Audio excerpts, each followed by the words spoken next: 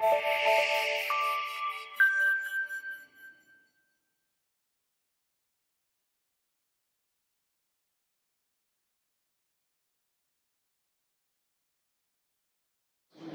is Damien Kemp reporting from AUSA for Janes. I'm speaking to Bill Fell, who's a Sikorsky test pilot. He's going to talk to us about the Raider helicopter. Bill, can you talk to us about the developments that you've had on this helicopter and how many flight hours you've got and what your plans are for the next 12 months? All right, so far we have 2.2 flight hours on the aircraft. That's 2 flights, and we have about 47 hours of ground work that we've completed on the aircraft. Along with that, we have hundreds of hours of simulation work that we've done in the aircraft. We've gone out to 20 knots in forward flight and 10 knots in side flight and worked out a bit of the low-speed envelope, looking at performance and handling qualities. In the near term, in the future, we're going to be putting some time on the ground test asset. So we have a ground test transmission system test bed where we have the aircraft rotor system, engine, gearbox, and we'll test out all of those components. We're in a situation where we've got the aircraft time a little bit ahead of our ground test vehicle, such that we need to spend a little bit of time working time into the ground test asset, because we should be about 2 to 1 hours on that ground test vehicle to make sure that we're safe to go out and expand the envelope in flight test on the aircraft. Now, once we get out and we start expanding the envelope on the aircraft, first we're going to finish the low-speed portion. We're going to turn on the model following fly-by-wire system, and we're also going to engage the prop and start expanding the envelope from there. And we'll do a slow-speed, mid-speed, high-speed flight. Now, you've mentioned the prop, which is one of the more interesting aspects of this aircraft. Can you talk about the advantages of that and what it feels like as a pilot?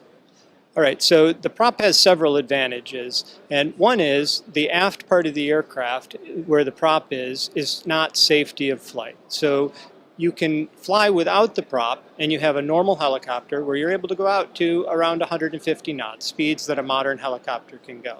As you engage the prop, you're able to go out much faster, 220, 230 knots with the drag that we're carrying on the aircraft presently, and fly at those much higher speeds. The advantages it has is many. So you have linear acceleration. You no longer need to drop the nose to accelerate and pull that collective up into your armpit, or to decelerate, bring the nose way up to where you can no longer see your landing zone.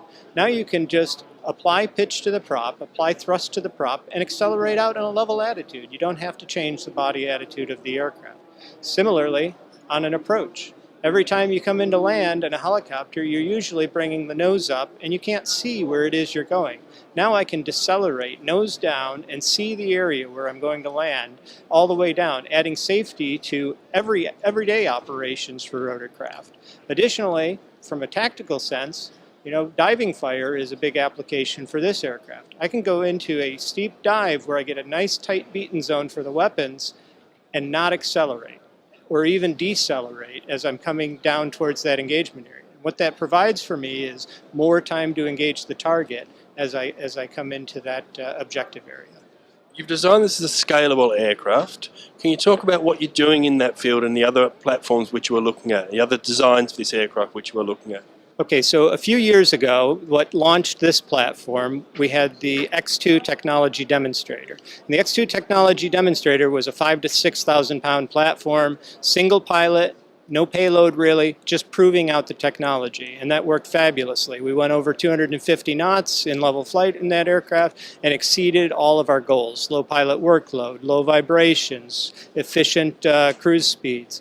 And now we're going to the next step. Now we have an aircraft that we think is very close to something the Army will want. It has payload for 6 troops at 320 pounds, and it also has configurable weapons that you can apply to the aircraft. And this is a roughly 10,000 pound scale machine. Next, in 2017, we're teamed with Boeing on the SB-1 Defiant aircraft, and that's roughly a 30,000 pound aircraft.